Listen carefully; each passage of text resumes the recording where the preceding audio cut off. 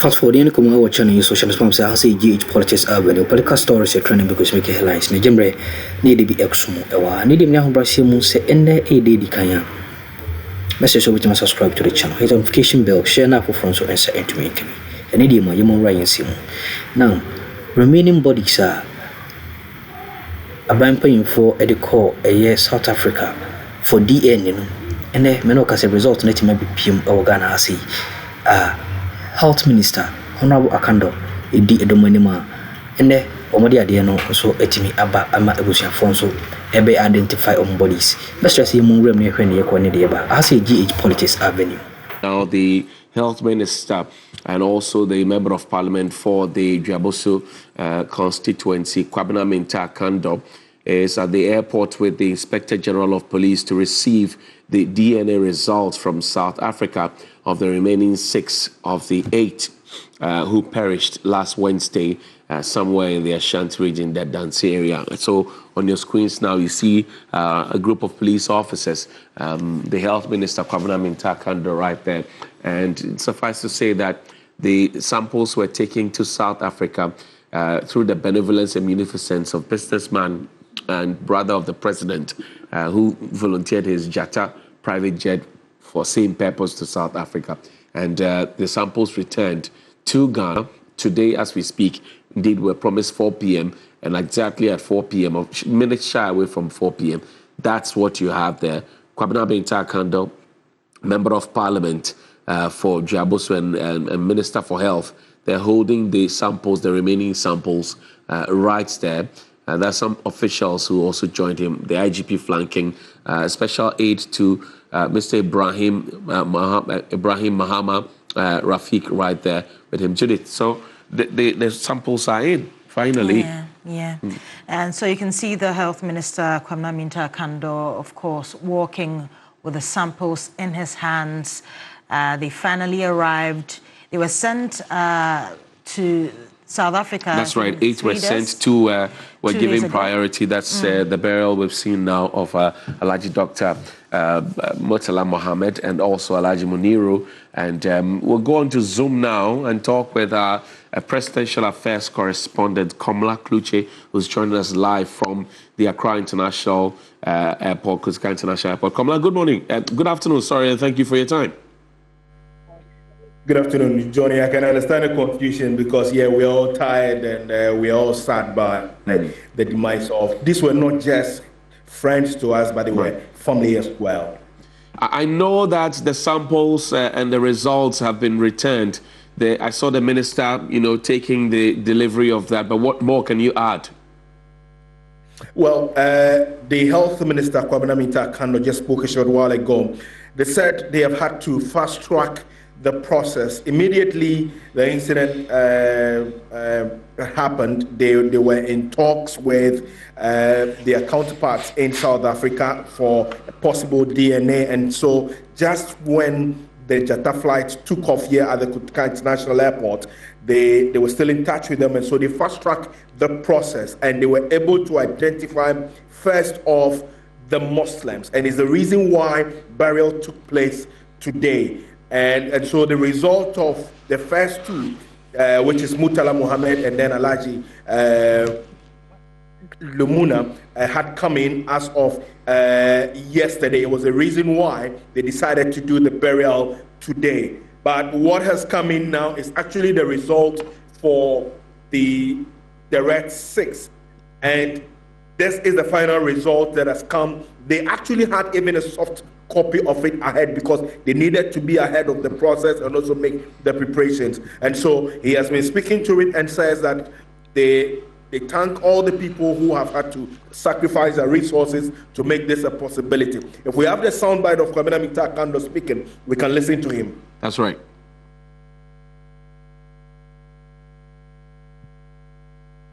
So Komla, a bit of difficulty here in studio, but I would also want to know and find out from you if these results are going to be made public, particularly to the families of the deceased. Do we know that? Yes, of course. The health minister has handed over the results to the IGP. He makes the point that the president is in control of everything and that the families would equally be contacted. In fact, all the processes has been supervised by the Inspector General of Police, Christian Tediono, who himself just left a short while ago. The samples were handed over to him, and in his words, it's been handed over to the IGP for safekeeping and also further communication to the president and also to the family. So at every step of the way, the families of the bereaved would be informed and the results given to them. As to making it public, I think that the tradition of the process is to the effect that the families would have to be informed first. And once the president has also indicated that the burial will be on the 15th, which is on Friday, it means that the families will be communicated to appropriately, and then the readiness for the funeral, which would be a state burial, will take place on a Saturday, on a Friday. This now then paves way and if like clears the doubts that the extent of the fire and the blast that we saw last Wednesday, we've been able to decipher and tell who is who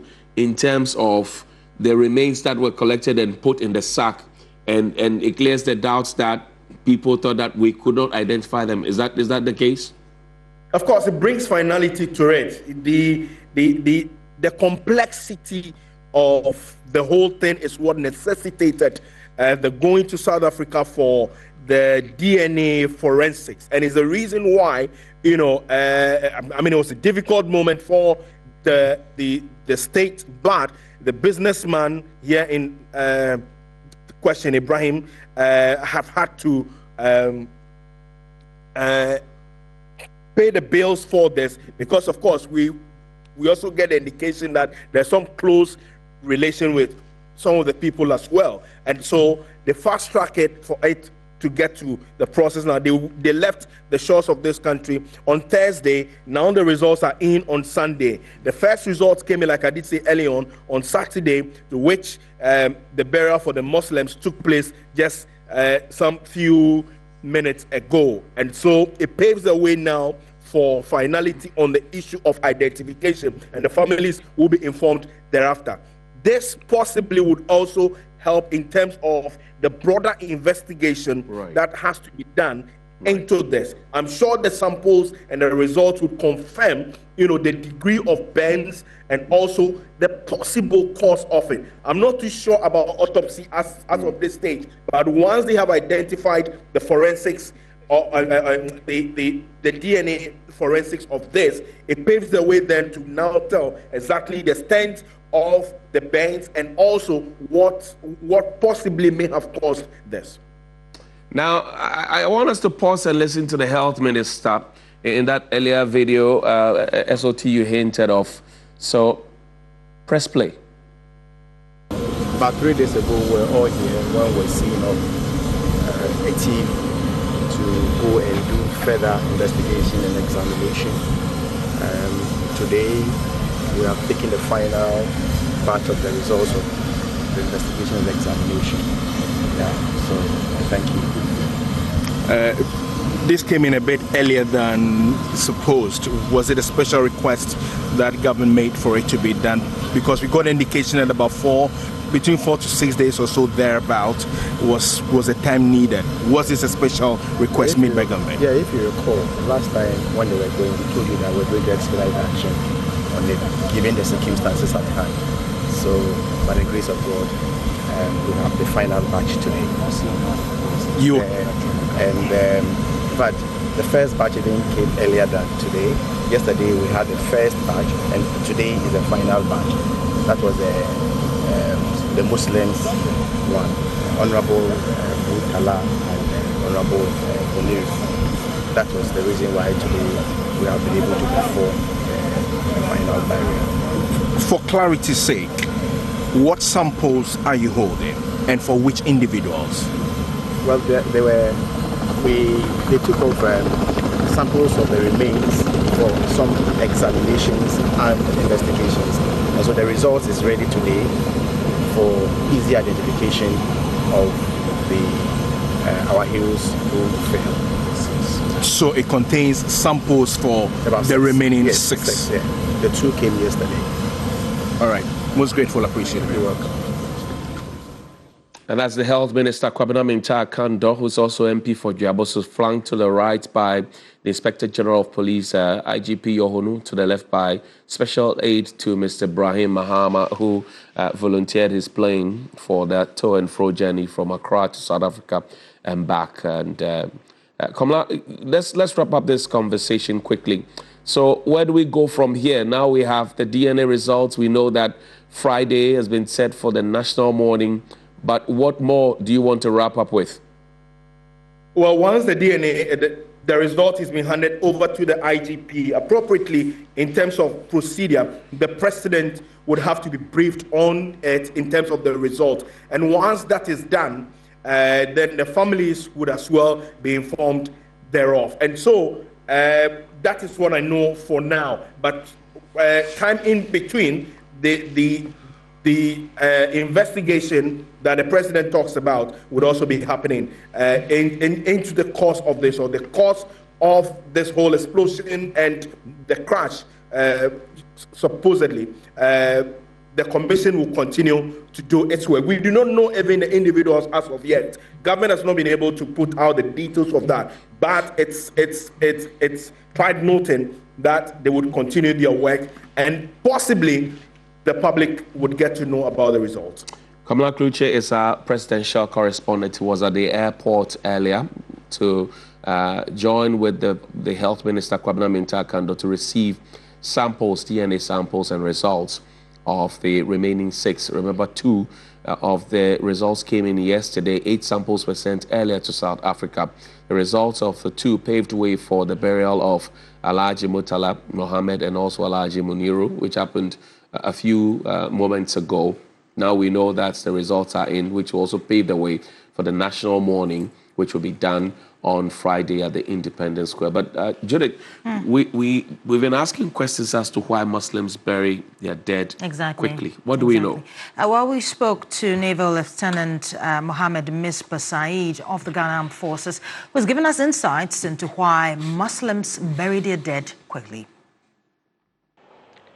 The reason why we bury as quick as possible is that in Hadith, the Prophet tells us that when a pious person dies, he tells you, the Ummah, Kaddimuni, Kaddimuni, Kaddimuni. Hurry up and bury me. Hurry up and bury me. Hurry up and bury me. Because the mercies of Allah await him in his grave. Whatever he's enjoying here is minute out of the many he's going to enjoy. So you waste his or her time when you keep the body. This goes back to the Prophet himself. The Prophet died on Monday, but he was buried on Wednesday. So when he died, the first Caliph, Sayyidina Abu Bakr, wasn't around. He was on a business trip. So he returned home on Wednesday. When he came, he met a lot of people at the masjid, the mosque of the Prophet. So he asked, what is happening? Everyone gave his version. He's asleep. So now Abu Bakr entered. When he entered, he came out to tell the congregation that anyone who was worshipping Muhammad should know that today Muhammad is no more. But if you are a worshipper of Allah subhanahu wa ta'ala, Allah is alive and he dies not. Okay, so that's the time he confirmed that the Prophet was dead. When he confirmed, now it was left with where to bury him. Just as our own. Some are saying he should be taken to Tamale to be buried. Some are saying they should take him to Awudomi. A whole lot of things. So it happened during the time of Prophet. So if today there's a confusion as to where to bury him, it didn't start today. Right. It has happened before. If that day we had buried them, and today someone comes to say that, no, the person that you buried, we suspect that that person wasn't our own. What are we going to do? Exactly. Exhume them, rebury them, what? So to iron out all these differences and to lie low without any confusion, there's the need for us to do due diligence. That's the reason the state is saying we're going to test find out if they are actually the bodies of our families before they are given back to us. So the two Muslims, yesterday it was confirmed that for their bodies, they have returned everything to 37 morgue, and this morning we are even asked to go and verify. So if I live here, I'll be going to 37 to do the verification. Well, that's the answers you've been looking for. Yeah, exactly. Very succinct indeed there, with some Quranic backing to let you know why Muslim brothers and sisters bury their dead quickly. No elaborate funerals, very simple. And as we mentioned earlier, their funerals have nothing to do with colors. You know, we on the other side would be clad in black and dark clothing and insist on very elaborate ceremonies, rituals, and dogma. There's a very simple, as you saw right there, right from the forecourt of the State House, where we've been bringing you coverage straight to the military cemetery.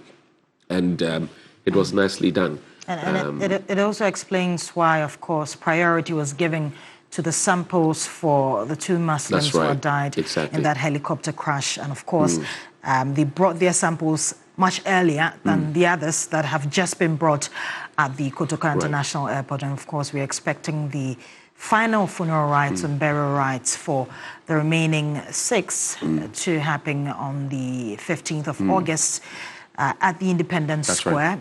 And we'll finally bid farewell to the fallen 8. It's instructive also to note that it's the president's request, and the president who said that, well, I want these gallant men buried at the military cemetery. But feel free at any point in time as a family to regroup and to celebrate and eulogize your own people and to mourn as you may, as you do in your families. But up until now, it is supposed to be a national assignment, and the consequences of dying in the line of duty is that we also find a place as a people, as a nation, to honor you. And it's great honor indeed to be buried in the military cemetery, which is reserved for people who have served with the colors or people who are of prominence and eminence. And so for these individuals to have been, given that honor, it tells you how deep and dear they were to the president and how their services were valued by the president and by extension by all of us. We know what their curriculum vitae look like. We know what their standard of operations look like. We know what they did. We know what their, as I put it, scorecard looks like. And so it doesn't come as a surprise to me at all that they will be buried. Ordinarily or originally, you would have had squadron leader, flying officer, and the sergeant being buried at the military cemetery.